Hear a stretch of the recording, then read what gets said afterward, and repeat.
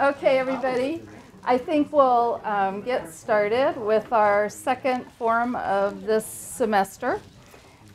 Today, I introduce, well, almost everybody probably already knows, Emily Elsner-Twesme from Business Communication. This is a special day for me. This is a special day for us, right? Yeah, very much so. Emily was a graduate assistant in ORSP. We think it was from 2007 to 2009. And then she went off to Globe University and kind of ran Globe University for a while. And then came back to business communication and now freshly minted PhD, and that's what made me think, oh, we haven't had Emily present in the forum yet. And when I asked her, she said, I've always wanted to present in the forum.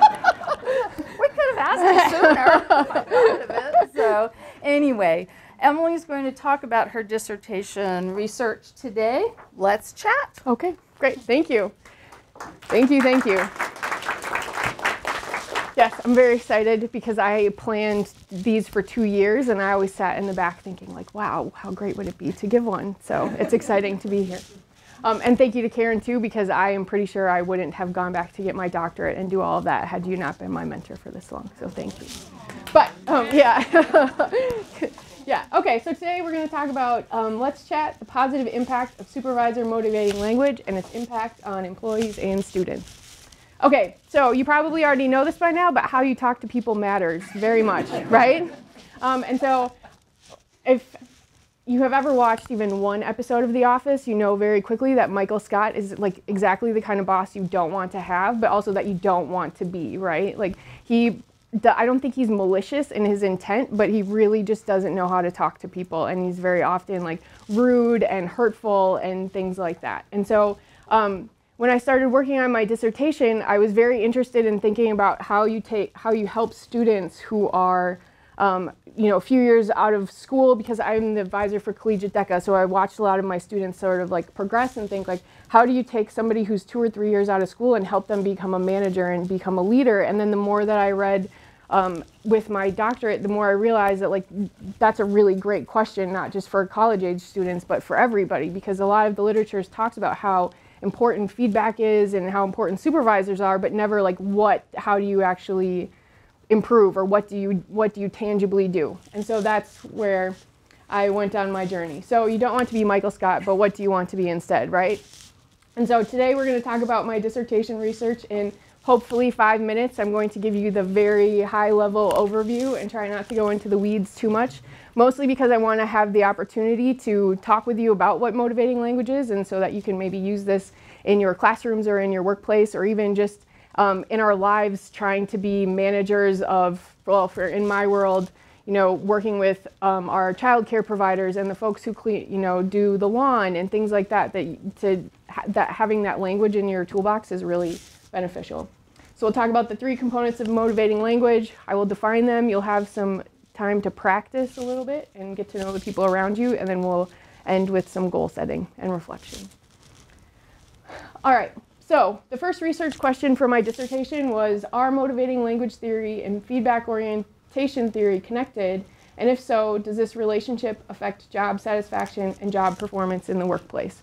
And so there's a lot happening there, so we're just going to unpack it for a second. But so motivating language theory is a business communications theory, and that is, and we'll spend the rest of the presentation talking about that, but that's really like supervisors talking to their employees, or like that type of language.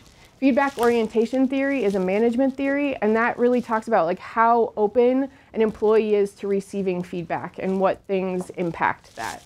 And then job satisfaction and job performance are, I think, fairly clear.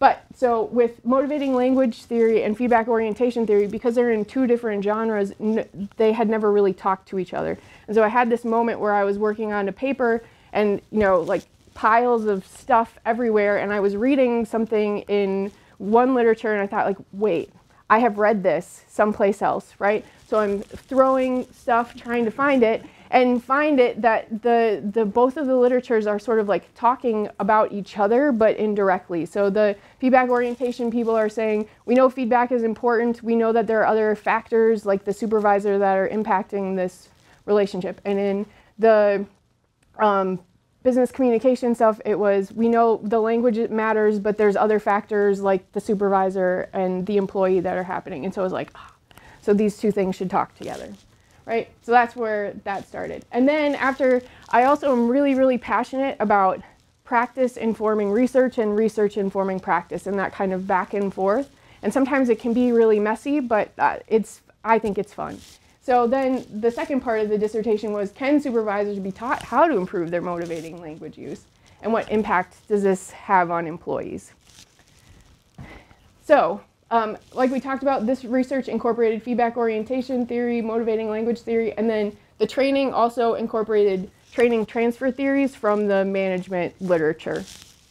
And then the dissertation had two parts. So we did a survey on campus of undergraduate students, like a quantitative survey, asking about their relationship with their supervisors, and then that also got sent nationally through Qualtrics. And then the second part was a training experiment that was done on campus last spring, and it's really fun to see a few of you here, which is very exciting, that participated. And so that was both a control group of supervisors and a treatment group of supervisors. So one group didn't get any training at all until the experiment was done. One group received the training, and then we measured how that impacted both the supervisors and their employees. So, findings. The motivating language theory and feedback orientation theory are positively and significantly related, which is really exciting. And to me, this is exciting because in any workplace, you know, just by working there, that like how your supervisor treats you impacts how open you are to receiving feedback. But this actually proves it, which is really cool. Feedback orientation is not a moderating variable in that relationship, so there's some place that we can still work there. And then a significant limitation of this survey was that the job performance scale was self-reported. So employees were saying, this is how good of a job I'm doing, which it's pretty easy to say, like, I'm a rock star, when you maybe aren't, right? So there's some room to still explore some things there. And then with the training experiment, I'm going to try really hard not to get too far into the weeds here. But so with the employee feedback orientation, so the group of employees whose supervisors received the training, their feedback orientation increased in the 6 week, or like after the 6 week period. But the control group mean decreased during that same time. And this was like the last 6 weeks of the semester, of the spring semester, when everybody like kind of walks around and their eyes are twitching and they're snarling at each other. So this to me like seemed like a pretty, that was exciting, just given what kind of climate was happening. Supervisor motivating language showed a positive change in the employee's job satisfaction. And then the part that was really interesting to me was that so in the treatment group, those employees, their task performance increased. So if their supervisor got the training in the 6 weeks, their task performance increased. So that like how well they were actually doing their job increased pretty dramatically compared to the means of everything else that we saw. But in that same time period, the employees in the control group, their mean decreased. So they were performing their job less well than they had the previous 6 weeks. And so this was really interesting because in that same time period, the supervisors who received the motivating language training, they also reported a pretty dramatic increase in how they were using meaning-making language with their employees, which is really like describing how, like why and how you do things, which is really cool because if as a supervisor, if you take the time to sort of explain why you're entering this data in, which maybe is not your favorite thing to do, you maybe do your job better, which I think could have some really cool impact. This is exciting, but it is also a great place for future research because this sample wasn't large enough to say that this happens with any statistical significance. So in terms of the means, like what happened on campus was really cool, but we can't say definitively that that happens in other places. And so that's what I'm going to be working on this summer. Is I'm in the process of working with another business in Eau Claire to work on training their supervisors in the same way to increase the sample size at the months from now, but then being able to put it all together and see what happens. Okay, so The other thing is, from my personal experience, this works. And this is anecdotal, but that's part of why I'm really passionate about teaching it too, is that, so for the past 3 years, I was going to school at Whitewater to get my doctorate in business administration. I was teaching full-time here. I have 2 little kids at home, and I have a partner, and I was trying to like balance all of these plates at one time. And sometimes it worked and it was amazing, and other times was not so good, right? And I'm telling this because I thought my course evaluations more than a few semesters, were gonna like really take a nosedive, and they didn't. And I really think that part of that is because after spending so much time with this motivating language stuff, that I'm using it more than I've become one with motivating language.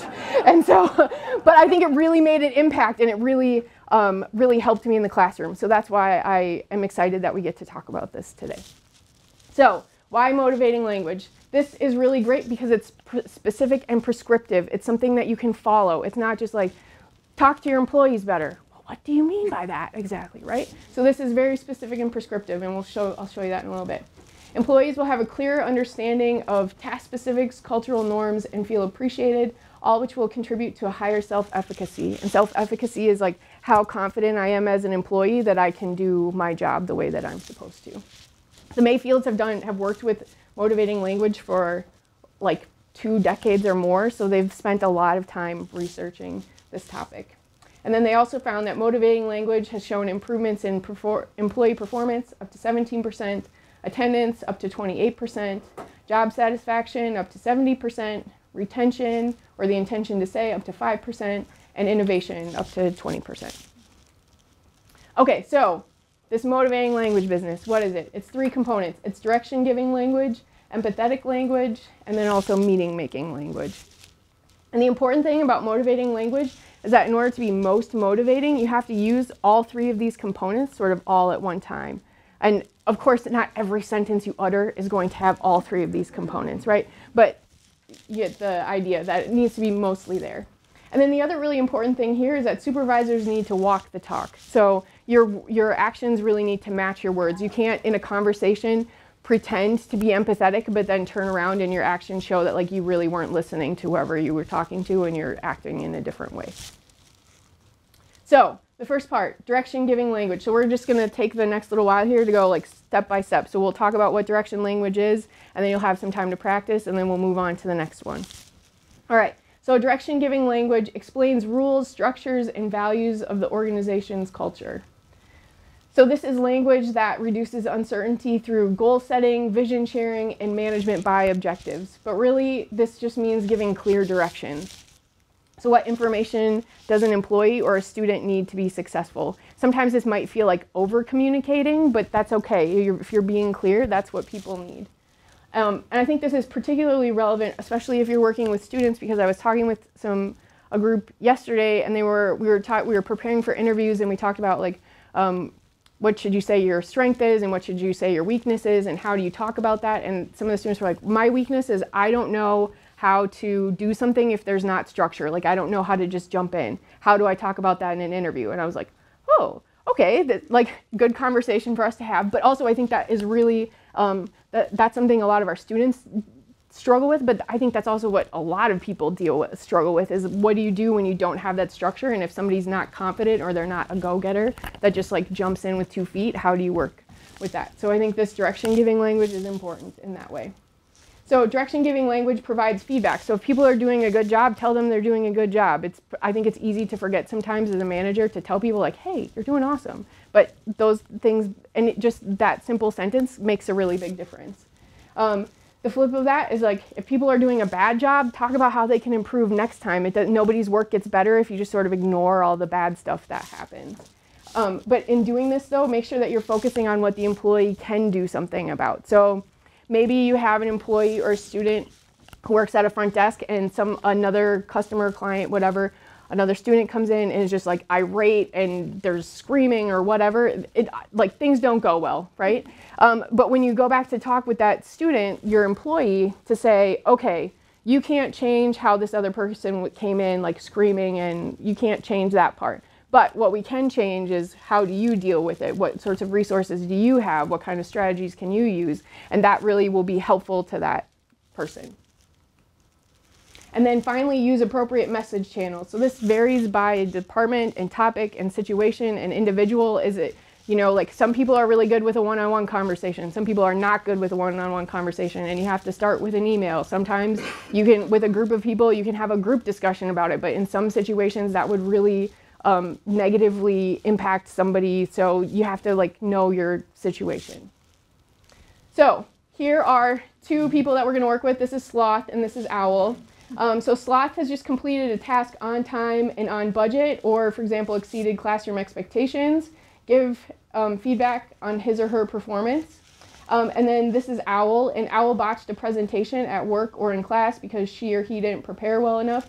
Give feedback on his or her performance. So with somebody next to you, if you were just focusing completely on direction giving language, what kinds of things might you say to one of these people? Animals. Characters. All right, go for it. You got maybe 3 or 4 minutes and then we'll move on. Okay, so the second thing that we're going to talk about is empathetic language. And this kind of language expresses emotion of a leader through shared feelings, praise, criticism, etc. So empathy is really compassion. So it's thinking about the emotions of a leader, sharing feelings, genuine concern for other people. Again, this is a part where it really has to be, you have to walk the talk. So you can't fake compassion and empathy. Like, you really have to be genuine about it, because if you're not, people will smell you a mile away, right? So use your emotions to your advantage. If you're happy, let people know that you're happy, right? But if you're frustrated or upset, it's okay to let your emotions show. I mean, of course, within a constructive manner. Like, it's no good to start throwing things or something like that. And it's sort of amusing to think about somebody throwing things at a university, actually. But to let people, you know, but you don't have to pretend like everything is okay all the time, because if it's not and you don't address it, then it's just going to continue to happen. The other thing you can do is think about building positive relationships. So this is asking about non-work related issues. Remember that all your people that work for you have lives and passions outside of work. And I know sometimes people maybe shy away from asking about things because you don't want to seem obtrusive, but even just asking simply like, how was your weekend? What was the best part of it? Or how was your evening? What's new? Then you're not asking for a specific piece of information, but you're letting the other person decide what part of their world they want to share with you. But asking this is important. I started one job once, and I told people at the beginning that I like to run, but then every time I talked to somebody for like the next 2 years, that's all that we talked about was like me running, which is okay. Like, that's cool because I really love to do it, but I've got more than just that one issue or, you know, thing that I like to do. The other thing you can think about with this is coaching, so sharing relevant experience or related experiences. So if we go back to that example of dealing with a really difficult customer or client or student or whatever happens, you know, maybe when you're talking to your employee, you can say, I have dealt with this in this one time, it was awful, I botched it. Then you're showing that you're human, that you're not perfect, that you have flaws, but that you've learned from it and that you know how to, and that using that example will help that other person figure out how they can do things differently in the future. And then again, you want to consider the channel.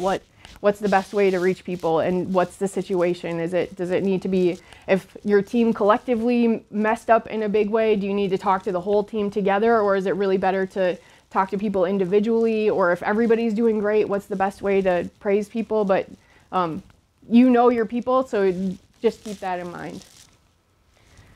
So the more that I thought about this, I thought active listening is a really great way to learn empathy. So if you haven't done that before, we're just going to talk through it really quick.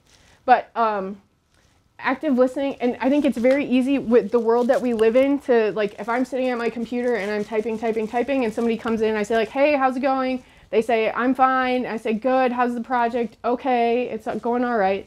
And I keep typing. I'm like, oh, things are okay. But if I don't stop what I'm doing and look at them, I miss all the nonverbals that they could be sending me. So they really could be fine, right? And or they might just look tired, and okay, that's fine. But they could be standing there like this or like this and saying, it's fine, right? Oh, that's very different. I need to ask some follow-up questions. But you miss that completely if you just go by what you hear. So when students come in to see me, I always say, like, give me a second. So I finish the email that I'm working on, because if I start talking to them, my brain is still half in my email. So even if it takes me 2 minutes, I finish, and then it's like, okay, you have my full attention, because now I don't have to worry about that anymore. You've got me.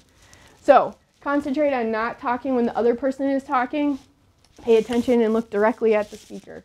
The second part is listen to the other person when they are talking instead of preparing your reply.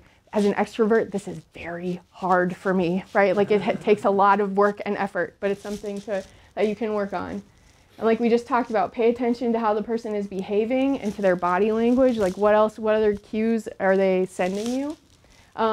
Let the other person know that you are listening. So you can say, which sounds really lame, or nod your head, which looks even more ridiculous as I'm just standing in front of you, right? But that makes a difference to the instead of just like staring them down, that's really no good either, right? When the other person stops talking, then paraphrase what you said to ensure that you're understanding. So what did you hear? From what I hear you saying, or from what I understand, blah, blah, blah, right? And sometimes, I don't know, have experienced this a number of times in my life where sometimes I just want somebody to hear me. Like I don't want anything to change and I don't expect it to. I just want somebody to listen and to actually hear what I'm saying. And so this gives you as the listener the opportunity to affirm like, yes, I got you, right? Or no, I clearly am missing everything that you're trying to tell me. And then you kind of have to start this from the beginning. But then the last thing you want to do is to try to identify the person's feelings too. So like you seem really angry about this. But again, this has to be, you sort of have to like use your critical thinking, right? Because if somebody's like raging at you and you say, you sound very angry, like that might make things even worse, right? So you might have to keep that in mind, right? But, so what I'd like you to do right now is visit with the person next to you and talk about, or as your group, talk about one high and one low for the week. This could be really great for your department meetings or any time that you meet with your employees, but just have people either on a personal or professional level, what's the best thing that's happened in the last week and what's the worst thing that's happened in the last week. And then that gives you a place to practice this active listening. So remember, concentrate on not talking, listen, observe body language, paraphrase what you hear, identify feelings. Go for it. Okay, so the final component of motivating language is meaning-making language. That's okay. It's what happens when you ask people to talk about being supervised. It's right, this is good. It's better than everybody staring at me, so this is good. All right, so meaning-making language clarifies instructions, clears up confusion, and gives context to the organizational culture. And if you remember from the beginning when I was telling you about the results of the training that we did, when supervisors increased the level of meaning-making language, that's when employees did a better job doing their actual tasks of their job, or reported doing a better job there. Okay, so meaning-making language clarifies an organization's cultural norms. So this really it helps interprets the culture, the organization's cultures and values, and can identify the importance of social events. Like, for example, if you have a new employee, trying to explain to somebody why they need to be on campus at 7:15 a.m. for the chancellor's blue gold breakfast at the beginning of the year, right? Like, you actually have to be here, maybe even more like 7 if you want to get a close parking spot and get something to eat, right? So like that kind of stuff is, helpful. This kind of language is really crucial to new and seasoned employees. So again, if it's somebody's new, you're helping them get the context and understand the organization or how to fit in, right? But if somebody is seasoned, it really helps remind people this is how we got here. So for example, you might say, my favorite one that I don't even know the answer to in the College of Business is all the accounting professors are their offices are on the 3rd floor because X, Y, and Z. I don't even know the answer, but that's okay. Oh, okay, then I guess there's 2 of us. We should ask, somebody's got to know that. But it really, and this kind of language, again, helping people understand why is really valuable when when there's change in the organization and things like that. So for new and seasoned people. Storytelling can be really good here too. So if there's a successful story, then retell the success story and what can be repeated from that experience. Retell failure. So as the advisor for Collegiate DECA, we went to Washington, D.C. once. This is pre-Uber days. There were 30 of us standing around after our flight, and we needed to get from the airport to the hotel, and Ben didn't make the phone call, and so we all just sort of stood there. And that was a really great learning experience. And as we talk about that again, they know that, that's what happens when you don't follow through. But telling that story is, I don't have to stand up on my soapbox and say, well, you have to make sure you do. You don't have to. The story tells it all that for you. But really, this is the language that explains what something is and why it's important. Or thinking about like a frontline employee or a frontline student, or even like in our classrooms, having people do like reflections or something like that students might see as being busy work, or asking a frontline employee to do lots of data entry that seems like busy work. And in both of those situations, people might go like, why am I doing this, and don't want to do it. But if as their supervisor or as their instructor you say, hey, like this is what happens with the data that you're putting in, and this is how it impacts everybody all the way down the stream. Oh, so even though I don't like this anymore, like now I understand that what I do is actually really important to everybody. Or like, this is why I'm making you write a reflection for the 30th time this semester. Like I get you don't want to do it, but this is why I'm doing it. Reminding people of that is, I think, very valuable. And my greatest example is cheese curds. So last year, with a group of students, and we were at Culver's, and I was standing next to Z, and I said, hey, have you ever had fried cheese curds before? And she was an international student from Malaysia, but she had been here she went here for her whole 4 years of school, and so she was like, no, I haven't had fried cheese curds before. And there was just like collective, like the air just got sucked out of the room, But when you it's a piece of cheese that's deep fried. Like, it's not really that big of a deal, but it is a really big deal for people who live here, right? So thinking about that with the meaning-making language, like how do you attach the context to whatever it is that you're working with? So to practice, what I'd like you to do, here's some images of things that I think are important to our community. So this is the Phoenix Park Farmers Market, thank you. Volume 1, the Altoona Family Restaurant. That picture is a picture of Hoffman Hills from the tower where it's like a nature place between here and Menominee. Weavers, the Blue Gold Mile or the Eau Claire Marathon, and then the Confluence Project. So why don't you visit with the people around you and talk about, like, if you were trying to describe to somebody how, like, what meaning would you attach to these things? Go for it. Okay. So I was going to have us go through an exercise, but we'll just keep moving because we're running out of time. Okay, so if you'll notice on your sheet, part of training transfer is part of it is doing what I did, which is sort of behavior modeling, which is part of the training, but part of it too is also taking a moment to reflect on what you learned, but then also think about not just reflecting, but like how are you going to put it into play once you get back to work. That research has shown that those are really important things. So if you want to, what are the 3 most important things you learned today? If you want to set some kind of a specific and measurable goal for your motivating language use, like how do you think you want to maybe use this in the future in your workplace? And then also, how are you going to use this knowledge to make changes in your workplace or your classroom? All right, so does anybody have any questions? You can keep visiting as you want, but we have like maybe 3 or 4 minutes left, so I wanted to give you a chance to ask questions. Or if you want to just keep talking, that's okay. My feelings won't be hurt. Yeah, go ahead, Tom. I actually did. Did you look at all into cultural effects? Okay, so the question was, I have to repeat it for the camera, but did I look into any cultural effects? And by what kind of cultural effects do you mean? Well, like within the organization? Examples, in direction giving and in meaning yep. and empathetic language. I guess one thing that came to my mind was a few years ago we were actually doing a class in conjunction with a group of students in India. Oh, yeah. And what worked for the American students, yeah, like often, not always, but often didn't work very well for yeah. the Indian students. But we were all processing it simultaneously because they were online. Right, yeah, okay. So I haven't looked into that, and now that I think about, I don't think with the meaning-making language that was ever a component. I would have to go back and look, but that would be a very interesting thing to look at too, is how does this impact, or even impact groups of people who are working together, but like an international group where there's offices in China or Europe or in the States. That's really great. That's great. Thank you. Something to think about. Good. Anybody else? Yeah. So I know as a parent of young children, you can identify yeah. In that way, and we've both probably read a lot of the same parenting literature. Right. And your discussion about empathy really reminded me of some of the positive psychology parenting literature. I find that empathy can be a really difficult concept for some people to bring into the workplace.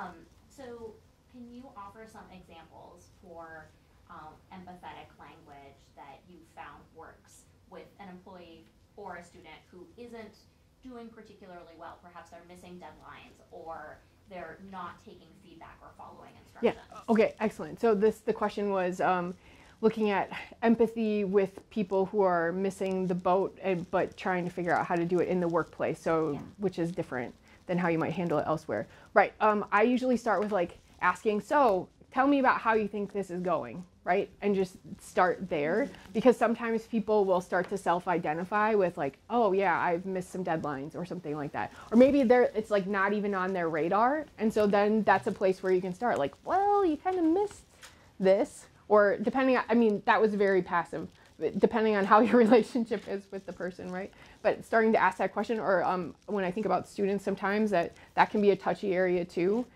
Is just sort of asking, like, you seem like you're going through something. Is there anything that you want to talk about? Because I think sometimes when people start missing deadlines, it might, especially if that's like out of character, it could be that they just have other stuff that is starting to seep into other places that they may not recognize that it is. But that at least like starts the conversation.